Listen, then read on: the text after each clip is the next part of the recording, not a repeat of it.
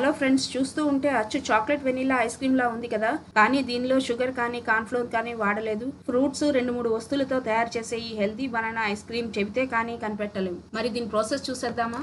ఇలా బనానాస్ ఎక్కువ ఉన్నప్పుడు ఇలా స్టోర్ చేసి పెట్టుకుంటే స్మూతీస్ లోకి, ఐస్ క్రీమ్ లోకి, మిల్క్ షేక్స్ లోకి చిల్డ్ అండ్ ఫ్రీజ్డ్ బనానాస్ వాడుకోవచ్చు. పండిన అరటి పండ్లను తొక్క తీసి కట్ చేసి జిప్లాక్ బ్యాగ్ లో వేసి గాలి అంతా తీసేసి ఫ్రీజర్ లో పెట్టేసుకుంటే ఎన్ని రోజులైనా నిలవ ఉంటాయి. మనము యూస్ చేసుకోవాలనుకున్నప్పుడు 5-10 మినిట్స్ ముందు ఫ్రీజర్ నుంచి ఈ ప్యాకెట్ ని బయటికి తీసి పెట్టుకుంటే ఈజీగా బనానా సెపరేట్ అవుతాయి. 4-5 అరటిపండ్ల ముక్కలను బ్లెండర్లోకి వేసి 2-3 స్పూన్ల పటిక బెల్లం కానీ తేనె కానీ వేసుకుని కొన్ని చల్లార్చిన పాలు పోసుకుని స్మూత్ పేస్ట్ లాగా చేసుకోవాలి. చూడండి, ఇంత స్మూత్ పేస్ట్ లాగా చేసుకున్నాక ఒక ప్లాస్టిక్ బాక్స్ లోకి పోసి ఈవెన్ గా సర్దుకుని పక్కన పెట్టుకోవాలి. ఇప్పుడు మళ్ళా 2-3 అరటిపండ్ల ముక్కలను వేసి పాలు, పటిక బెల్లం వేసి కోకో పౌడర్ 2-3 స్పూన్లు వేసి మెత్తటి పేస్ట్ లాగా చేసుకోవాలి. కోకో పౌడర్ ఎక్కువ వేసుకుంటే చేదు వస్తుంది కాబట్టి కలరు, టేస్ట్ కోసం 2 స్పూన్స్ వేసాను. ఇది కూడా ఇలా స్మూత్ పేస్ట్ లాగా చేసుకున్నాక ముందు పోసిన పేస్ట్ మీద ఈవెన్ గా స్ప్రెడ్ చేసి 1 డే ఫుల్ ఫ్రీజ్ చేసుకుంటే ఇది soft, creamy, healthy banana ice cream ready అవుతుంది.